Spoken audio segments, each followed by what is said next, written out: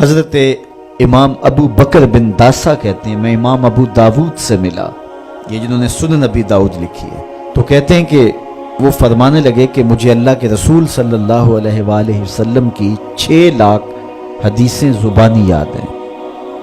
ان 6 لاکھ احادیث رسول کا میں نے خلاصہ تیار کیا تو میرے پاس رہ گئیں 4000 حدیثیں۔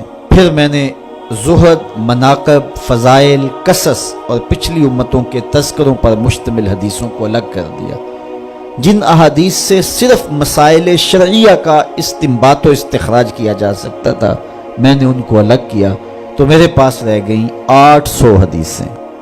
تو حضرت امام ابو داؤد کہتے ہیں میں ان 800 احادیث کا ایک اور خلاصہ تیار کیا تو میرے پاس رہ گئیں 4 حدیثیں، اور ان 4 حدیثوں کے بارے وہ فرماتے ہیں اساس الاسلام ہیں، اسلام کی جڑ ہیں، اسلام کی بنیاد ہیں۔ میں آپ تک حضور کے وہ 4 فرامین پہنچانا چاہتا ہوں۔ پہلی حدیث، انما الاعمال بالنیات، اعمال کا دار و مدار نیتوں پہ ہے۔ نیت اچھی ہے صلہ ملے گا، نیت بری ہے تو اچھے عمل کا بھی صلہ نہیں ہے۔ دوسری حدیث، حلال بھی واضح ہے، حرام بھی واضح ہے، اور حرام اور حلال کے درمیان کچھ شبہ والی چیزیں ہیں، زیادہ لوگ انہیں نہیں جانتے۔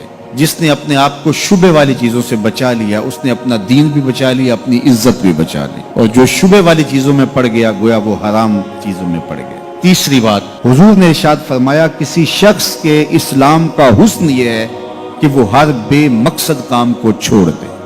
چوتھی حدیث سن لیجئے، میرے حضور نے فرمایا اتنی دیر تک کوئی شخص کامل مومن نہیں ہو سکتا جب تک اپنے مومن بھائی کے لیے وہ پسند نہ کرے جو اپنے لیے پسند کرتا۔ اچھی بات دوسروں تک پہنچانا صدقہ جاریہ ہے، ویڈیو زیادہ سے زیادہ شیئر کیجیے۔ حضور نے فرمایا اللہ اس شخص کے چہرے کو تر و تازہ رکھے جس نے میرے سے کوئی حدیث سنی، پھر جیسے سنی اس کو ویسے آگے پہنچا دیا۔